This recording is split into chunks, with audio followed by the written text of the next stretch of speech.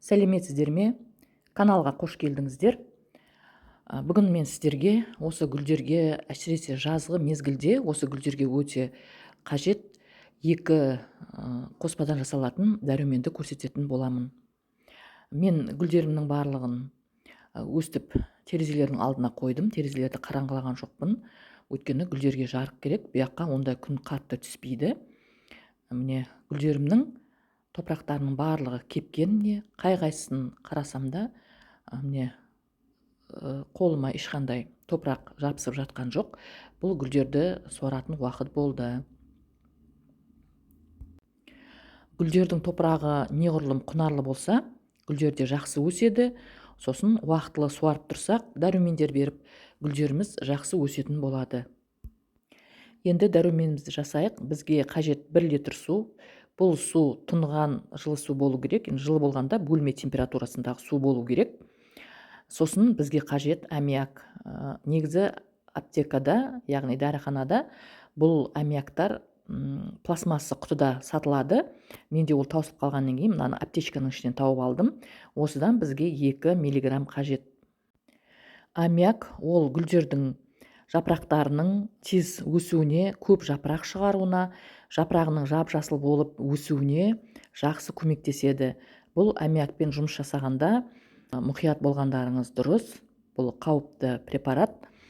Міне аммиакты қостық. Енді бізге қажет осы 1 литр суға 1 миллиграмм монокалий фосфат. Монокалий фосфат ол да гүлдерге өте пайдалы. Бұл монокалий фосфат не үшін қажет дейтін болсақ, гүлдердің ұшының қараюына, гүлдердің тамырының әлсіз болып тұрған тамырлардың күшейтуге, жақсы тамыр шығаруына, және де гүлдердің жапырақтарында пайда болған қара дақтарға осы монокалий өте қажет. Гүлдер дүкенінде, енді менде бұл жерде жарты килограммдық монокалий фосфат тұр. Мына қаптамада, ал сіздер 0,25 граммдық кішкентай ғана, осы 100 теңге ма 200 теңге ма тұруы мүмкін. Соны алып қойыңыздар. Гүл өсіретін адамдардың үйлерінде міндетті түрде болу керек. Содан қасықтың ұшымен ғана 1 миллиграмм салып жақсылап араластырамыз. Бұндай суда монокалий фосфат тез араласады. Енді осы біздің екі қоспаның күшін арттыру үшін бізге циркон қажет. Егер де қолдарыңызда циркон болмаса, осы екеуін ғана араластырып бере берсеңіздер болады. Ал циркон болса тіпті жақсы. Бізге 4 тамшы циркон қажет. Бұл циркон не үшін қажет дейтін болсаңыздар, қазір күн ыстық. Сондықтан да біздің гүлдеріміз стресске түседі, яғни күйзеліске түседі, ыстыдан шөлдейді. Міне соның барлығына бізге көмекке циркон келеді. Цирконды 1 литр суға 4 тамшы қосып, гүлдердің жапырақтарына шашып тұрсаңыздар да болады. Циркон ол жақсы көпіреді. Суға цирконды тамызған сайын, оны жақсылап араластырып көпіршіктеуіміз керек. Егер де ол көпіршіктенсе, оның күші арта түседі. Біз енді осы цирконды көпіршіту үшін мынандай грушаны пайдалансақ болады. Бұл груша ауамен судың ішіндегі цирконның барлығын жақсы көпіршітеді. Міне көрсеңіздер, біздің суымыз жақсы көпіршіктенді. Енді қазір соны суға құятын боламыз. Мынау менде қара доллар гүлінен жапырағынан шыққан өскіндер жақсы өсіп келе жатыр.